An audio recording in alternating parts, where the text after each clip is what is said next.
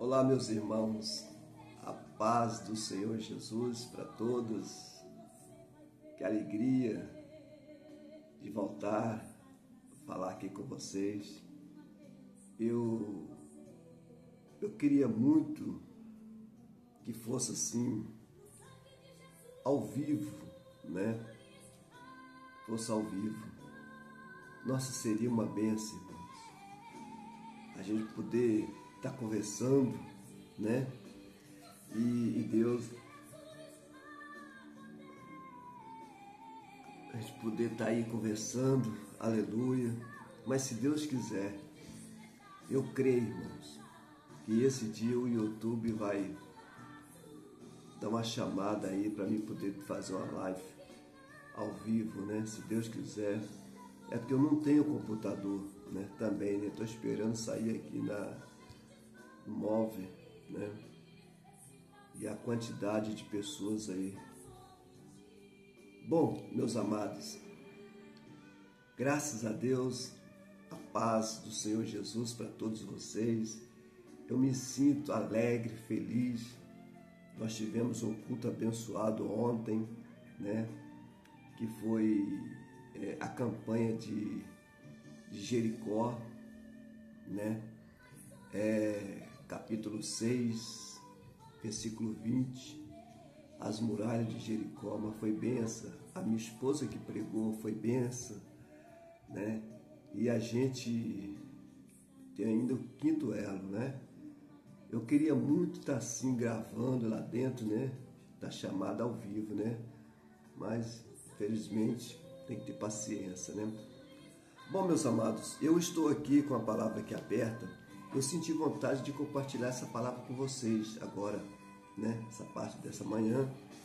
Eu estava lendo aqui e meditando aqui, ó, em 1 Crônica, né? Capítulo 3. Uma coisa que eu fiquei pensativo. Eu li aqui o capítulo 13, capítulo 13. Irmãos, é impressionante. A palavra de Deus, ela é poderosa demais da conta. E o título aqui é o Retorno da Arca. Irmãos, quando eu li e cheguei no final, entendi. Muitas vezes, antes de ler aqui, eu quero já expressar alguma coisa aqui. Olha, muitas vezes as pessoas, ou nós queremos entender Deus. Nós não temos que entender Deus, que a gente não consegue entender Deus. Não conseguimos entender Deus, meus amados. É difícil. Então, é Deus que nos entende. E nenhum de nós conseguimos entender Deus. Nem Davi, nem os profetas. Porque Deus, você já ouviu dizer assim, você vê um camarada, um colega seu, você fala assim, é difícil de entender esse camarada, ele é complicado demais, você não consegue entender ele, nem o que ele fala, não é? Mas é difícil de entender Deus, o que Deus quer dizer com a gente. Olha bem, aqui no capítulo 13, eu quero ler, eu poderia ter lido tudo, né? Ou seja, o capítulo 13 todo, né? Que diz assim, ó,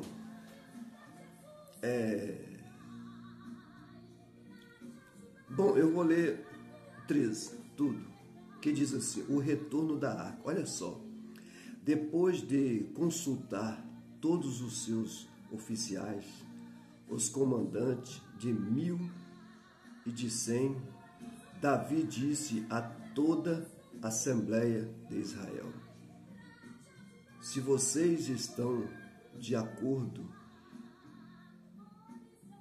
e se esta é a vontade do Senhor, o nosso Deus, enviemos uma mensagem a nossos irmãos em todo o território de Israel, e também aos sacerdotes e aos levitas que estão com eles em suas cidades, para virem unir-se a nós. Vamos trazer de volta a arca de nosso Deus, pois não nos importamos com ela durante o reinado de Saul. Toda a assembleia concordou, pois isso pareceu bom a todo o povo. Até aqui, tudo bem. Então, todo mundo concordou com Davi.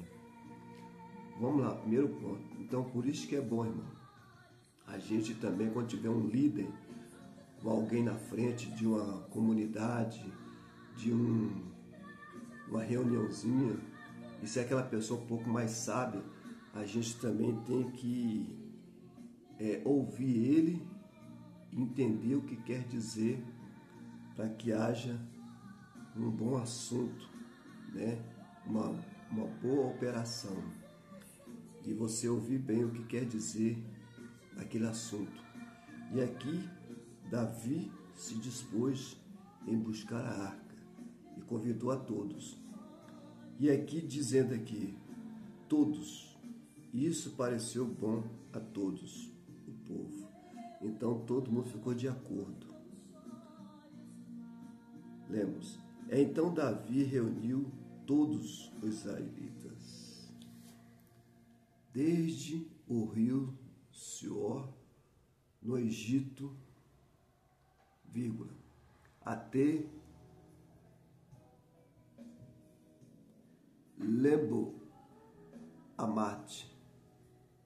para trazerem de Kiriat Jearim a arca de Deus.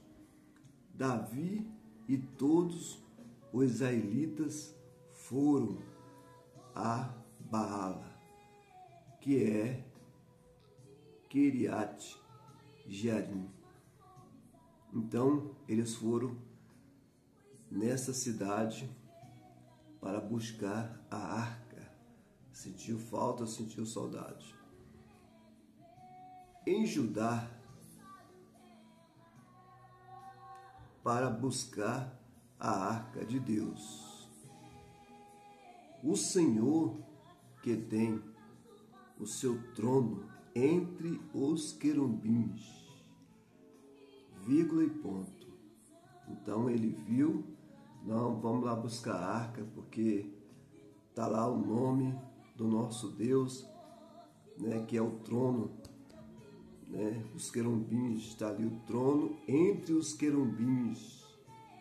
Vamos lá buscar a arca, sobre qual o seu nome é invocado. Então, nós vemos aqui que todo lugar que tem o nome de Deus, ali alguém está invocando a Deus. Nós vemos que tem as placas das igrejas, ali está o nome de Deus.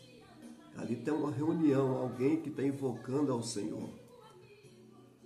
E a gente tem que respeitar todos aqueles que adoram a Deus, né? Ou, sei lá, que tem muitos tipos de adoração por aí afora, não é isso? Mas a gente tem que estar ciente do verdadeiro Deus que nós estamos adorando. O Deus eterno e o Deus dos exércitos, o Deus vivo, né? O nosso Senhor Jesus Cristo, aquele que nos salvou e nos libertou.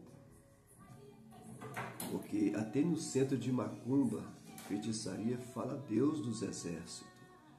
Tem alguns lugares por aí. Mas quem tem o Espírito Santo, ele não é enganado, não. Ninguém é enganado. É quem tem o Espírito Santo, que o Espírito Santo não deixa você ser enganado. E quando você tem Deus na sua vida e tem um chamado, e quando você entra em um devido lugar que ali não tem totalmente uma adoração de Deus, é outro tipo de adoração, se é espiritismo,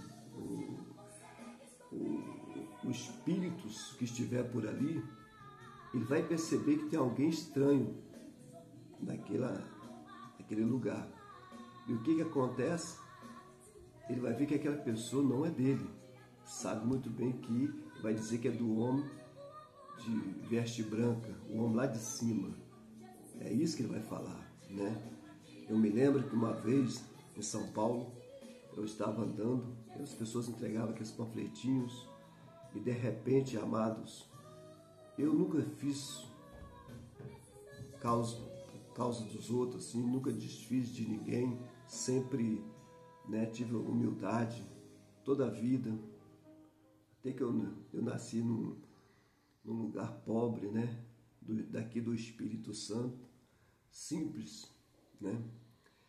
Então eu sempre fui uma pessoa assim de atender a pessoa, né? Aí estava assim na rua, tem aqueles panfletinhos que é para ir lá no centro espiritismo, né? Quando eu cheguei para pegar aquele panfletinho que passa assim, todo mundo tem um panfletando. Aí quando eu fui pegar, aquela pessoa que estava naquela prova, você não pertence a pegar isso não. A própria pessoa, porque viu que eu era diferente, era servo do Senhor. Então o servo do Senhor é conhecido, irmão. Bom, 7. Da casa de Abinadab levaram a arca de Deus num carroção novo. Olha para você ver, um carroção que tem bois carregando ali, e o carroção era novo. Agora, aí que vai chegar agora, daqui do 8 até em diante, você vai ver o que vai dizer. Davi e todos os israelitas iam, dançando e cantando. Olha que alegria de Davi, com todo o vigor, diante de Deus, ao som da harpas, liras, tamborim, cimbalos, canetas, né? Cornetas. Ia todo mundo ali feliz, alegre, né? Porque estava trazendo a arca, carro novo. E não era pilotado pelo Davi, não. Vamos lá. Quando chegaram à eira de Quedom, era Oza que estava sendo o piloto, estava dirigindo, guiando ali aquele carroção novo. E o que acontece? Aí que chega uns momentos incríveis, irmão. De repente, aqueles boi tropeçaram aquele boi, alguns boi tropeçaram para cair. E o que o Uza fez?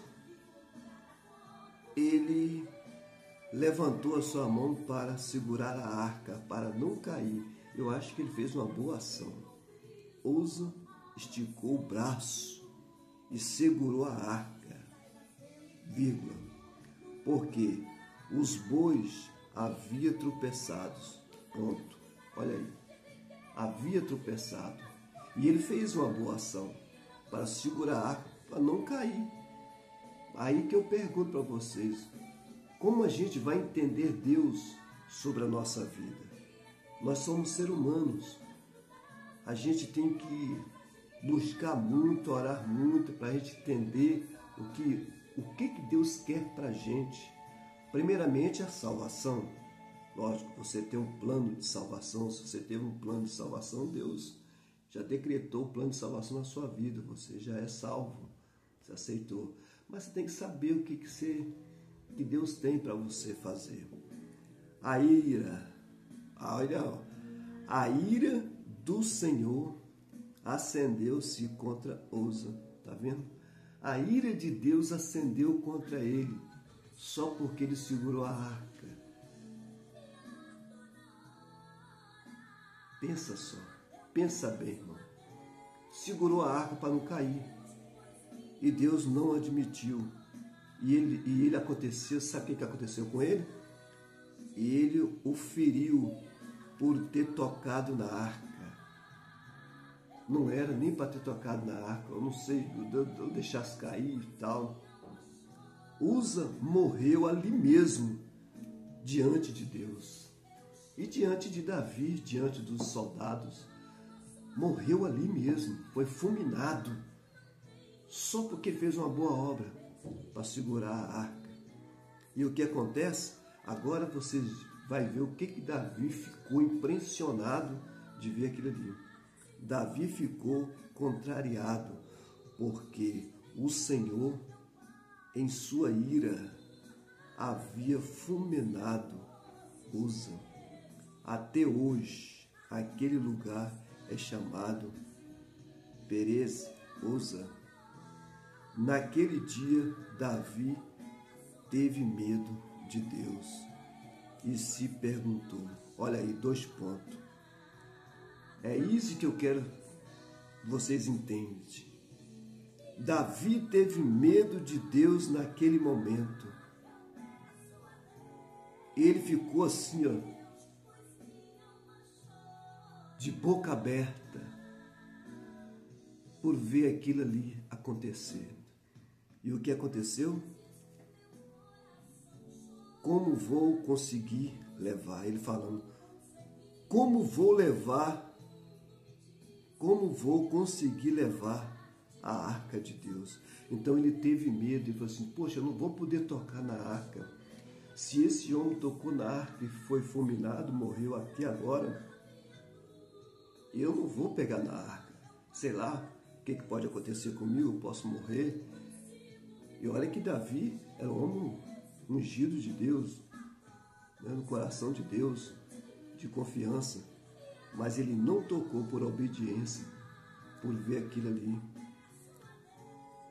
Por isso, desistiu de trazer a arca para a cidade. Está vendo? Ele desistiu de trazer a arca. Naquele momento ele desistiu. Mas aí que você vai ver também uma outra operação milagrosa. Em vez disso, ele voltou, levou para a casa de Obed-Edom de Gade. A arca de Deus ficou na casa dele por 3 meses. E o Senhor abençoou sua família e tudo o que possuía. Olha aí. Olha só o tratado de Deus, o que ele fez. Deus, ele tem os seus meios, Deus tem sua maneira como tratar com cada um de nós.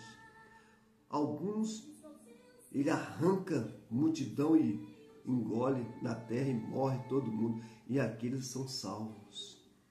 Irmãos, a gente tem que conhecer a soberania do poder de Deus. Saber que nós aqui, qualquer coisa, nós somos, como é que se diz? Fulminado. Então a gente tem que ficar quieto.